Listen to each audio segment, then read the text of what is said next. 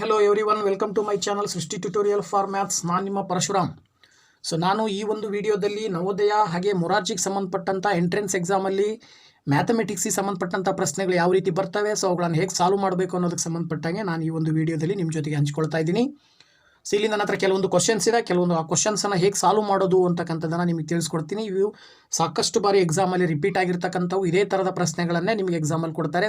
ಆ ಕಾರಣದಿಂದ ಈ ಒಂದು ವಿಡಿಯೋನ ನೋಡೋದ್ರಿಂದ ನಿಮಗೆ ತುಂಬ ಹೆಲ್ಪ್ ಆಗುತ್ತೆ. ದಯವಿಟ್ಟು ಅದರ ಸದುಪಯೋಗವನ್ನು ಪಡ್ಕೊಳ್ಳಿ. ಜೊತೆಗೆ ನಮ್ಮ ಚಾನಲ್ ಸಬ್ಸ್ಕ್ರೈಬ್ ಮಾಡಿ, ವೀಡಿಯೋಸ್ನ ಲೈಕ್ ಮಾಡಿ, ಶೇರ್ ಮಾಡಿ ಅಂತ ಹೇಳ್ತಾ ಓಕೆ, ಈಗ ನಾವು ಕ್ಲಾಸ್ ಶುರು ಮಾಡೋಣ. ನೋಡಿ, ಇಲ್ಲಿ ಬಂದುಬಿಟ್ಟು ಕ್ವಶನ್ಸ್ ಹೇಗೆ ಬರುತ್ತೆ ಅಂತ ನೋಡೋಣ. ಇಲ್ಲಿ ನೋಡಿ, ಇಲ್ಲಿ 62ನೇ ಪ್ರಶ್ನೆ ಅಂಥೇಳಿ ಸೀರಿಯಲ್ ಆಗಿರ್ತಕ್ಕಂಥದ್ದು. ನಾನು ಆ ಒಂದು ಪ್ರಶ್ನೆ ಹೇಗೆ ಬರುತ್ತೆ, ಯಾವ ರೀತಿ ಕೇಳಿದ್ದಾರೆ, ಅದನ್ನು ಹೇಗೆ ಸಾಲ್ವ್ ಮಾಡೋದು ಅಂತ ನೋಡೋಣ.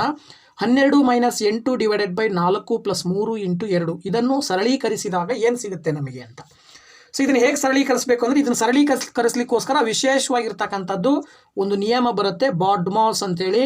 ಇದು ಯಾರು ಗೊತ್ತಿಲ್ವೋ ಇದನ್ನು ದಯವಿಟ್ಟು ತಿಳ್ಕೊಬೇಕು. ಬಾಡ್ಮಾಸ್ ಅಂತ ಹೇಳಿದ್ರೆ ಬಿ ಅಂದರೆ ಬ್ರಾಕೆಟ್ ಆಫ್, ಓ ಅಂದರೆ ಆಫು, ಡಿ ಅಂದರೆ ಡಿವಿಷನ್, ಎಮ್ ಅಂದರೆ ಮಲ್ಟಿಪ್ಲಿಕೇಶನ್, ಎ ಅಂದರೆ ಅಡಿಷನ್, ಎಸ್ ಅಂದರೆ ಸಬ್ಟ್ರಾಕ್ಷನ್. ಇಲ್ಲಿ ಫಸ್ಟು ಬ್ರಾಕೆಟ್ ಇದಾವ ನೋಡ್ಬೇಕು. ಇಲ್ಲಿ ಬ್ರಾಕೆಟ್ ಯಾವುದು ಇಲ್ಲದೆ ಇರೋದ್ರಿಂದ ನಮಗೆ ಪ್ರಾಬ್ಲಮ್ ಇಲ್ಲ. ಬ್ರಾಕೆಟ್ ಇಲ್ಲ ಅಂದರೆ ನೆಕ್ಸ್ಟ್ ಇಲ್ಲಿ ಡಿವಿಷನ್ ಸೈನ್ ಇದೆ, ಮಲ್ಟಿಪ್ಲಿಕೇಶನ್ ಸೈನ್ ಇದೆ, ಅಡಿಷನ್ ಸೈನ್ ಇದೆ, ಸಬ್ಟ್ರಾಕ್ಷನ್ ಸೈನ್ ಇದೆ. ಫಸ್ಟ್ ಯಾವ್ದು ಮಾಡಬೇಕಂತೆ, ಡಿವಿಷನ್ ಮಾಡಬೇಕು, ಆಮೇಲೆ ಮಲ್ಟಿಪ್ಲಿಕೇಶನ್, ಆಮೇಲೆ ಅಡಿಷನ್, ಆಮೇಲೆ ಸಬ್ಟ್ರಾಕ್ಷನ್. ಇದು ಕಂಡೀಷನ್. ಈ ಕಂಡೀಷನ್ ಪ್ರಕಾರ 12 ಹಾಗೆ ಬರೀಬೇಕು. ಇವೆರಡನ್ನು ಭಾಗಿಸ್ಬೇಕು. 4 ರಿಂದ 8 ಭಾಗಿಸಿದ್ರೆ 4 × 2 = 8 ಬರುತ್ತೆ, ಹೌದಾ? ನೆಕ್ಸ್ಟ್ ಇಲ್ಲಿ ಇವೆರಡನ್ನು ಗುಣಿಸ್ಬೇಕು. ಡಿವೈಡ್ ಮಾಡಿದಂದ್ರೆ ಗುಣಾಕಾರ, 3 × 2 = 6. ಈಗ ಇವೆರಡರಲ್ಲಿ ಏನು ಮಾಡ್ಬೇಕು, ಈಗ ನೆಕ್ಸ್ಟ್ ಸ್ಟೆಪ್ ಏನು ಮಾಡ್ಬೇಕು, ನೀವು ಅಡಿಷನ್ ಮಾಡಬೇಕು. 12 ಹಾಗೆ ಬರ್ಕೊಳ್ಳಿ, ಇವೆರಡನ್ನೂ ಕೂಡಿದ್ರೆ 8 ಬಂತು. ನೆಕ್ಸ್ಟ್ ಉಳಿದಿರೋದು ಒಂದೇ ಚಿಹ್ನೆ, 12ರಲ್ಲಿ 8 ಕಳೆದ್ರೆ 4 ಬರುತ್ತೆ. ಸರಿಯಾದ ಉತ್ತರ ಎಷ್ಟು ಬಂತು ಮಕ್ಕಳ, ಇಲ್ಲಿ 4 ಬಂತು.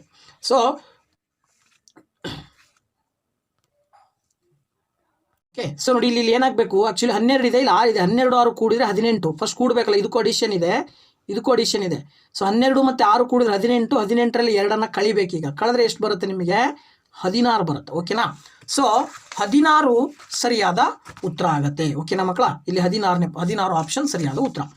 ಇನ್ನು 63ನೇ ಪ್ರಶ್ನೆ, 100ರ ಸ್ಥಾನಕ್ಕೆ ಸರಿಯಾದ ದಶಮಾಂಶವನ್ನು ಸೂಚಿಸಿ ನಂತರ ಸರಳೀಕರಿಸಿ ಅಂತ ಕೊಟ್ಟಿದ್ದಾರೆ.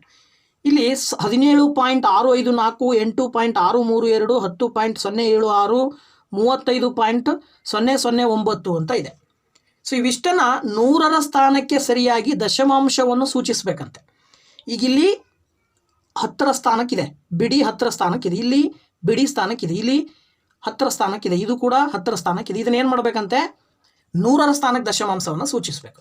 100ರ ಸ್ಥಾನಕ್ಕೆ ದಶಮಾಂಶವನ್ನು ಸೂಚಿಸಬೇಕು ಅಂತ ಹೇಳಿದ್ರೆ ಆಗ ಈ ಪಾಯಿಂಟ್ಗಳೆಲ್ಲ ಈ ಕಡೆ ಬರಬೇಕು ಅಂದರೆ ಏನಾಗಬೇಕು, ಅದರ ಅರ್ಥ ಎಲ್ಲವುಗಳನ್ನು × 10ರಿಂದ ಗುಣಾಕಾರ ಮಾಡಬೇಕು.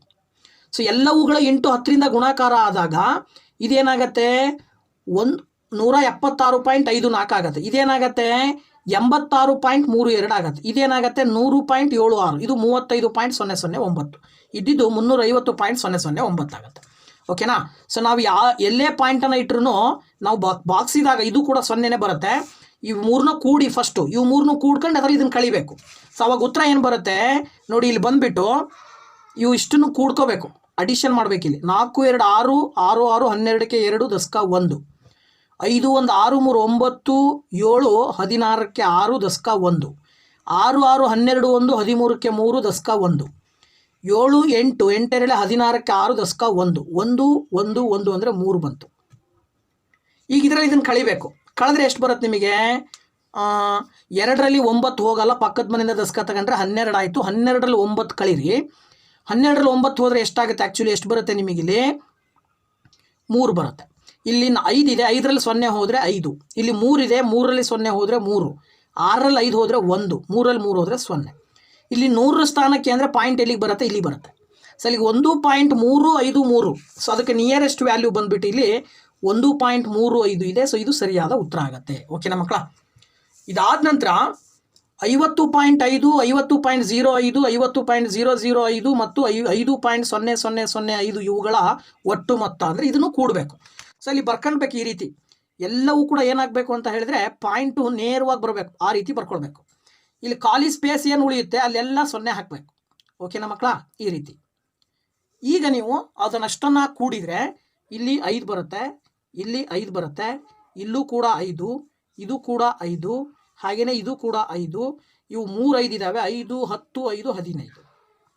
ಪಾಯಿಂಟಿನ ನೇರವಾಗಿ ಪಾಯಿಂಟ್ ಇಟ್ಟರೆ 155.5555 ನೋಡಿ, 155.1555 ಸಾರಿ 155.5555 ಬರುತ್ತೆ.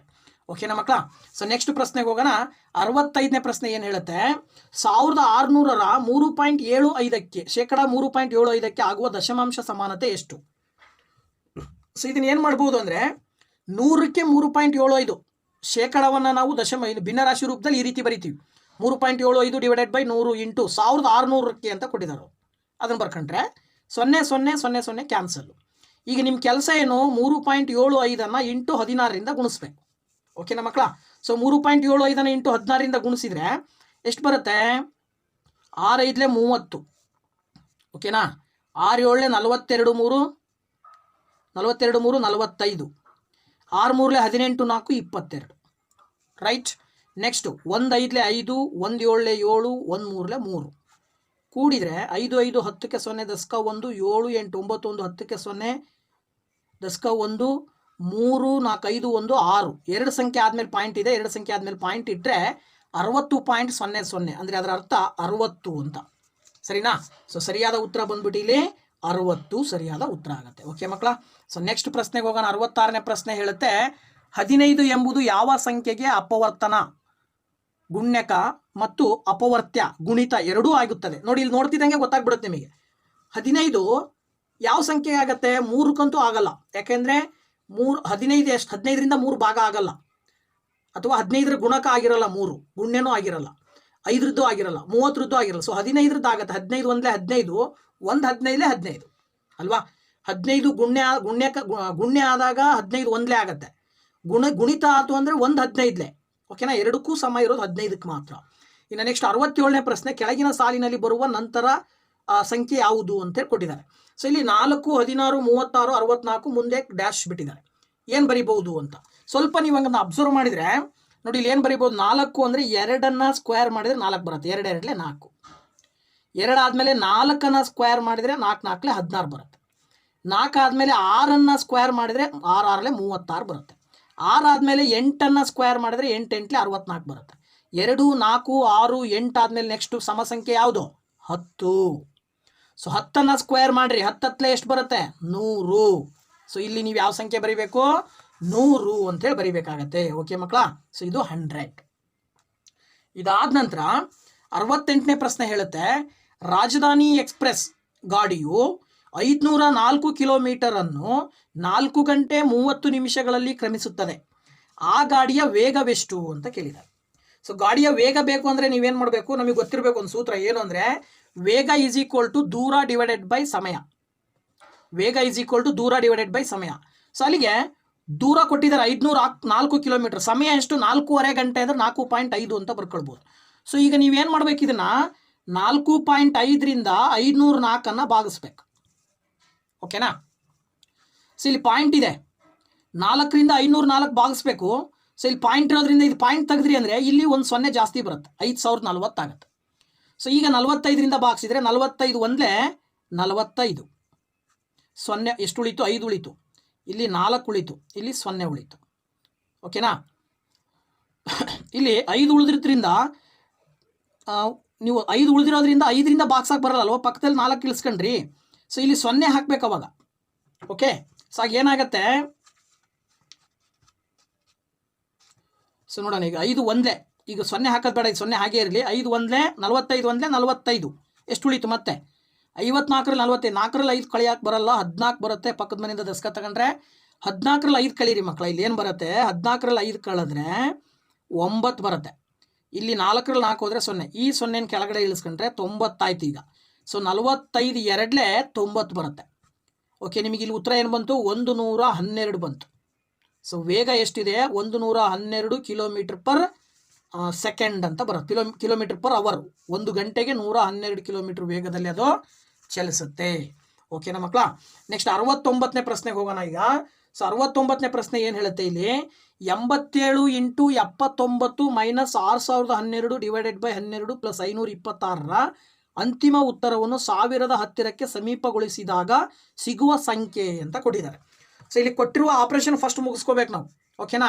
ಅವ್ರು ಹೇಳೋ ಪ್ರಕಾರ ಫಸ್ಟ್ ಇವೆರಡು ಗುಣಿಸ್ಬೇಕು, ಇವೆರಡು ಗುಣಿಸ್ಬೇಕು, ಇವೆರಡು ಭಾಗಿಸ್ಬೇಕು. 87 ಮತ್ತು 79 ಗುಣಿಸ್ಕೊಂಡ್ರೆ ಎಷ್ಟು ಬರುತ್ತೆ ನಿಮಗೆ? ಆ್ಯಕ್ಚುಲಿ ನೋಡಿ ಇಲ್ಲಿ ಬೇಕಿದ್ರೆ 87 × 79 ಗುಣಿಸಿರಿ ಎಷ್ಟು ಬರುತ್ತೆ?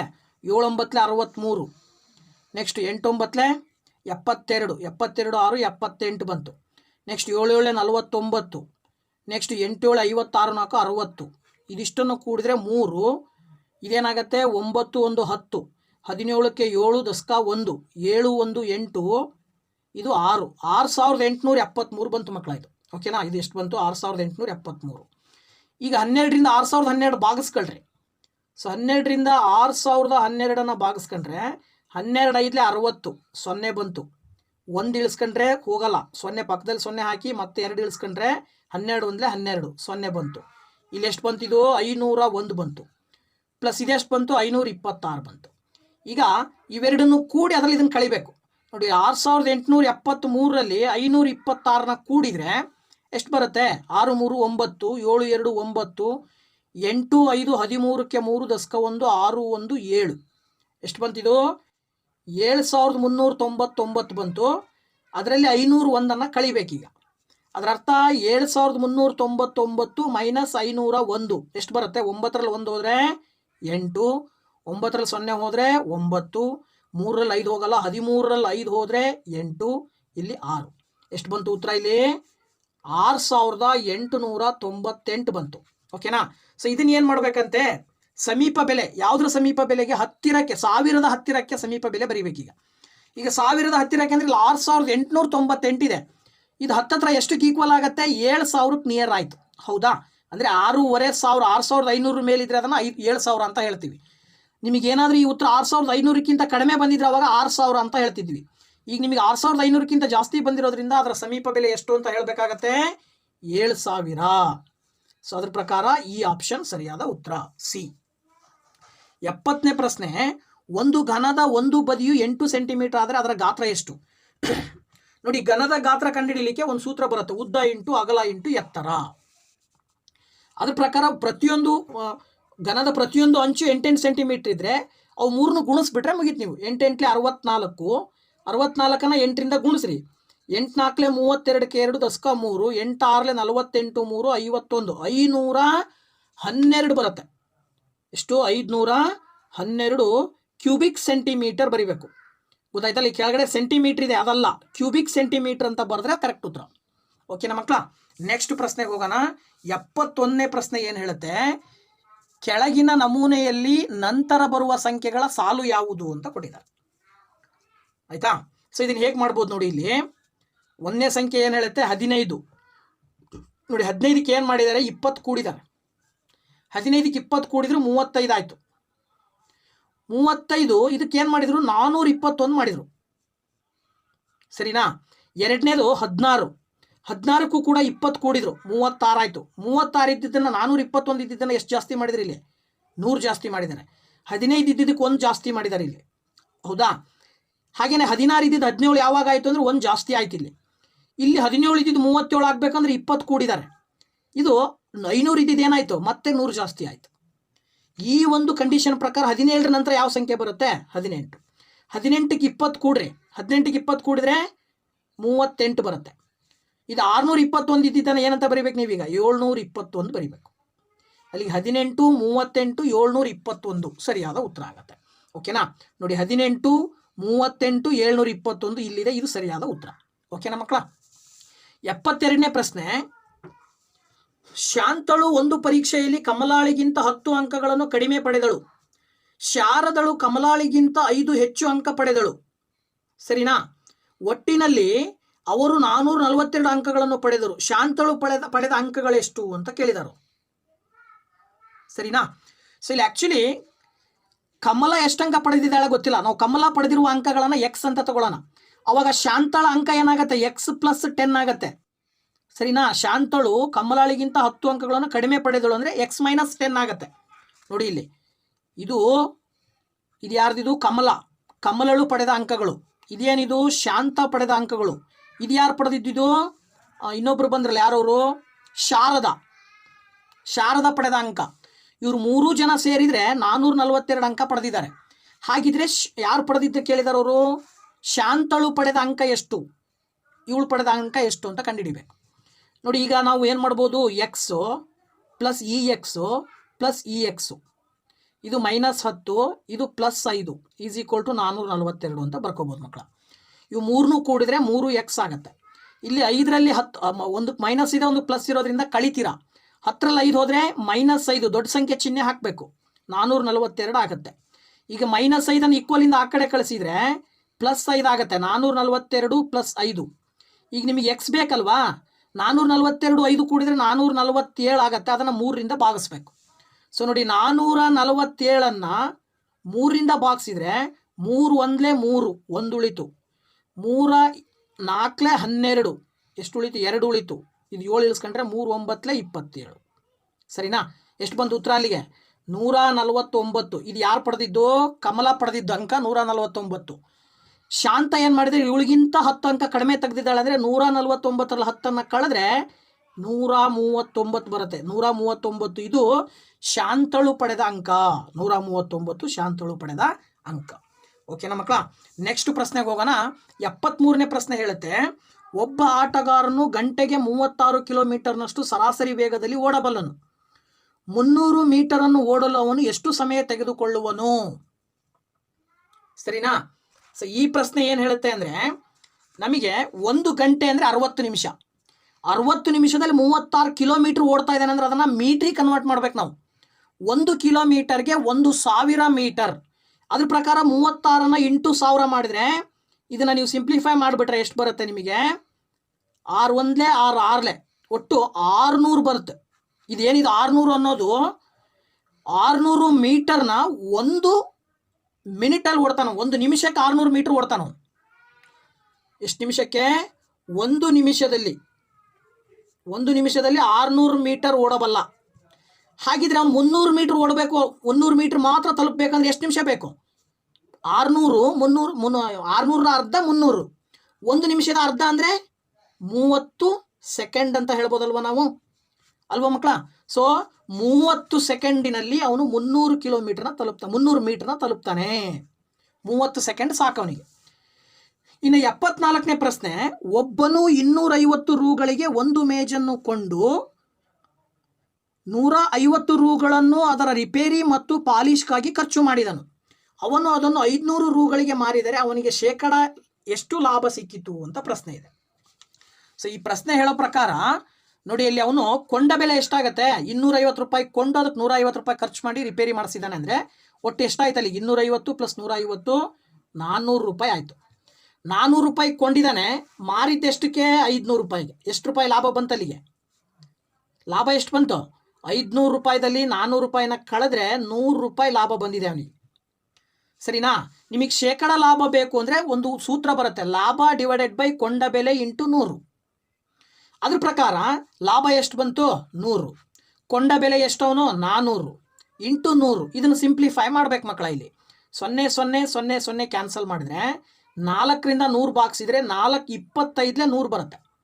ಅದರ ಅರ್ಥ ಅವನಿಗೆ ಶೇಕಡ ಲಾಭ ಎಷ್ಟು ಬಂತು? 25% ಲಾಭ ಬಂತು. ಅವನಿಗೆ ಬಂದಂಥ ಲಾಭ 25% ಲಾಭ. ಇನ್ನು ಕೊನೆಯ ಪ್ರಶ್ನೆ, ಒಬ್ಬನು ಪ್ರತಿಯೊಂದಕ್ಕೂ 72 ರೂಗಳ ಲೆಕ್ಕದಲ್ಲಿ ಒಟ್ಟು 40 ಕುರ್ಚಿಗಳನ್ನು ಕೊಂಡನು. ಅವುಗಳಲ್ಲಿ 5 ಕುರ್ಚಿಗಳು ಹಾಳಾದವು. ಉಳಿದವುಗಳನ್ನು ಪ್ರತಿಯೊಂದಕ್ಕೂ 84 ರೂಗಳ ಲೆಕ್ಕದಲ್ಲಿ ಮಾರಿದನು. ಅವನ ಲಾಭದ ಅಥವಾ ನಷ್ಟದ ಶೇಕಡ ಎಷ್ಟು ಅಂತ ಕೇಳಿದ್ದಾರೆ. ಸೊ ಫಸ್ಟು ಅಲ್ಲಿ ಆಗಿರೋ ಪರಿಸ್ಥಿತಿ, ಮೊದಲು ಏನು ಮಾಡಿದವನು? 72 ರೂಪಾಯಿದಂತೆ ಒಂದು ಚೇರಿಗೆ 72 ರೂಪಾಯಿದಂಗೆ 40 ಚೇರ್ ತಗೊಂಡ. ಅದರಲ್ಲಿ 5 ಚೇರ್ ಮುರಿದೋದವು.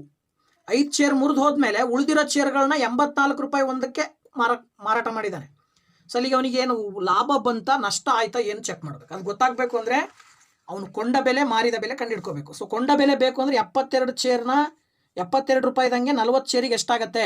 ಒಂದು ಚೇರಿಗೆ 72 ರೂಪಾಯಿ ಆದರೆ 40 ಚೇರಿಗೆ ಈ 0 ಹಾಗೆ ಬರ್ಕೊಳ್ಳಿ. 4 2 8, 7 4 28, 2880 ರೂಪಾಯಿ. ಇದೇನಿದು? ಕೊಂಡ ಬೆಲೆ.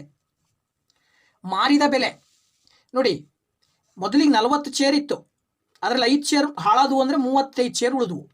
ಓಕೆನಾ? ಒಂದೊಂದು ಚೇರಿಗೆ 84 ರೂಪಾಯಿದಂತೆ 35 ಚೇರಿಗೆ ಎಷ್ಟಾಗುತ್ತೆ? 5 4 20, ಓಕೆ. 8 5 42, 42, 3 4 12, 8 3 24, 1 25. ಎಷ್ಟಾಗುತ್ತೆ ಅಲ್ಲಿಗೆ? 0 2 2 4 5 4 9, ಇದು 2. ಇದು ಮಾರಿದ ಬೆಲೆ. ಈಗ ಇಲ್ಲಿ ಇವೆರಡನ್ನ ನೋಡಿದ್ರೆ ಗೊತ್ತಾಗ್ಬಿಡುತ್ತೆ ನಿಮಗೆ. ಕೊಂಡ ಬೆಲೆ 2880 ಇದೆ, ಮಾರಿದ ಬೆಲೆ 2940. ಮಾರಿದ ಬೆಲೆನೇ ಜಾಸ್ತಿ ಇದೆ ಅಂದರೆ ಅವನಿಗೆ ಲಾಭ ಆಗಿದೆ ಅಂತ. ಎಷ್ಟು ಲಾಭ ಆಯಿತು? ಸೊ ಲಾಭ ಎಷ್ಟಾಯಿತು ಅಂದರೆ 2940 ರೂಪಾಯಿದಲ್ಲಿ ಕೊಂಡ ಬೆಲೆ ಕಳಿಬೇಕು 2880 ರೂಪಾಯಿ. ಎಷ್ಟು ಬರುತ್ತೆ? 0 0 ಹೋದರೆ 0, 4ರಲ್ಲಿ 8 ಹೋಗಲ್ಲ, ಪಕ್ಕದ ಮನೆಯಿಂದ ದಸ್ಕ ತಗೊಳ್ಳಿ. 14 ಆಯಿತು. 14ರಲ್ಲಿ 8 ಹೋದರೆ 6, ಇಲ್ಲಿ 8 ಇದೆ, 8ರಲ್ಲಿ 8 ಹೋದರೆ 0, ಇದು 0. ಅಲ್ಲಿ ಎಷ್ಟು ಉಳಿತು? ಎಷ್ಟು ಲಾಭ ಆಯಿತು ಅವನಿಗೆ? 60 ರೂಪಾಯಿ ಲಾಭ ಆಯಿತು. ಅವ್ರು ನಿಮಗೇನು ಕೇಳಿದ್ದಾರೆ? ಶೇಕಡ ಲಾಭ ಎಷ್ಟು? ಸೊ ಈಗ ತಾನೇ ಒಂದು ಸೂತ್ರ ಹಾಕಿ ಮಾಡಿದ್ದೀವಲ್ಲ ನಾವು, ಶೇಕಡ ಲಾಭ ಇಸ್ ಈಕ್ವಲ್ ಟು ಲಾಭ ಡಿವೈಡೆಡ್ ಬೈ ಕೊಂಡ ಬೆಲೆ ಇಂಟು 100 ಮಾಡಬೇಕು. ಅದ್ರ ಪ್ರಕಾರ ಲಾಭ 60 ಬಂದಿದೆ, ಕೊಂಡ ಬೆಲೆ ಎಷ್ಟು? 2880 ಇಂಟು 100 ಮಾಡಿದರೆ 0 0 ಕ್ಯಾನ್ಸಲ್ ಆಯಿತು. 60 ಇಂಟು 100 ಮಾಡಿದರೆ 600 ಆಗುತ್ತೆ. 600 ಡಿವೈಡೆಡ್ ಬೈ 288, ಓಕೆನಾ? ಸೊ ಇದನ್ನು ನೀವೀಗ ಭಾಗಿಸ್ಬೇಕು ನೋಡಿ. 288ರಿಂದ 600 ಭಾಗಿಸಿದ್ರೆ 288 ಎರಡ್ಲೆ ನೋಡಿ. 288 ಎರಡ್ಲೆ ಎಷ್ಟು ಬರುತ್ತೆ? 2 8 16, ಮತ್ತೆ 2 8 16 1 17, 2 4 1 5, 576 ಬಂತು. 10ರಲ್ಲಿ 6 ಹೋದರೆ 4, 9ರಲ್ಲಿ 7 ಹೋದರೆ 2, 0. ಅಲ್ಲಿಗೆ ಇದನ್ನು ನಾವು ಭಿನ್ನರಾಶಿಯ ರೂಪದಲ್ಲಿ ಬರೆದ್ರೆ ಏನಂತ ಬರೀಬೋದು? 2 24 ಡಿವೈಡೆಡ್ ಬೈ 288 ಅಂತ ಬರೀಬೋದು, ಓಕೆನಾ? ಸೊ ಇದನ್ನು ಇನ್ನೂ ಸಿಂಪ್ಲಿಫೈ ಮಾಡಬಾರ್ದ್ರೆ ಎಷ್ಟರಿಂದ? 24ರಿಂದ ಇದೇನಾದರೂ ಹೋಗುತ್ತಾ ಅಂತ ಚೆಕ್ ಮಾಡಿದ್ರೆ, ಈಗ ನೋಡೋಣ, ಇಲ್ಲಿ ಇನ್ನೊಂದ್ಸರಿ ಕೆಳಗಡೆ ಚೆಕ್ ಮಾಡೋಣ. 2 ಇಂಟು 24 ಡಿವೈಡೆಡ್ ಬೈ 288 ಇದೆ, ಓಕೆನಾ? ಸೊ ಈಗ 24ರಿಂದ 288 ಹೋಗುತ್ತಾ ಅಂತ ಚೆಕ್ ಮಾಡಿ. 2 1 2, 2 2 4, 2 1 2, 2 4 8, 2 4 8, 12 1 12 1 12, 2 ಉಳಿತು, 12 2 24, 2 12ನೇ 1 ಬರುತ್ತೆ ಉತ್ತರ. ಎಷ್ಟು ಬರುತ್ತೆ ಮಕ್ಕಳ? 2 12ನೇ 1. ಸೊ ಅದಕ್ಕೆ 2 12ನೇ 1 ಸರಿಯಾದ ಉತ್ತರ. ಲಾಭ ಈ ಕಡೆ ನಷ್ಟನೂ ಅಂತ ಇದೆ, ನಷ್ಟ ಆಗಿಲ್ಲ ಅವನಿಗಾಗಿರೋದು ಲಾಭ, ಆದ್ದರಿಂದ ಲಾಭಕ್ಕೆ ನಾವು ಮಾರ್ಕ್ ಮಾಡಬೇಕಾಗತ್ತೆ, ಓಕೆನಾ ಮಕ್ಕಳ? ಸೊ ಇಷ್ಟು ತನಕ ಸುಮಾರು 14 ಕ್ವಶನ್ಸನ್ನು ನಾನು ನಿಮ್ಮ ಜೊತೆಗೆ ಹಂಚ್ಕೊಂಡಿದ್ದೀನಿ. ಸೊ ನೆಕ್ಸ್ಟ್ ವಿಡಿಯೋದಲ್ಲೂ ಕೂಡ ಇದೇ ರೀತಿ ಮ್ಯಾಥ್ಸಿಗೆ ಸಂಬಂಧಪಟ್ಟಂಥ ಕ್ವಶನ್ಸನ್ನು ನಾನು ನಿಮ್ಮ ಜೊತೆಗೆ ಹಂಚ್ಕೊಳ್ತೀನಿ. ಸೊ ಇದೇ ರೀತಿ ವೀಡಿಯೋಸ್ನ ನಾನು ಅಪ್ಲೋಡ್ ಮಾಡ್ತಾ ಇರ್ತೀನಿ. ದಯವಿಟ್ಟು ಚಾನಲ್ ಸಬ್ಸ್ಕ್ರೈಬ್ ಮಾಡಿ, ವೀಡಿಯೋಸ್ನ ಲೈಕ್ ಮಾಡಿ, ಜೊತೆಗೆ ನಿಮ್ಮ ಫ್ರೆಂಡ್ಸಿಗೂ ಕೂಡ ಶೇರ್ ಮಾಡಿ ಅಂತ ಹೇಳ್ತಾ, once again thank you very much. ಮತ್ತೆ ನಿಮ್ಮ ಭೇಟಿ ಮುಂದಿನ ವಿಡಿಯೋದಲ್ಲಿ. ಓಕೆ, ಬಾಯ್ ಬಾಯ್.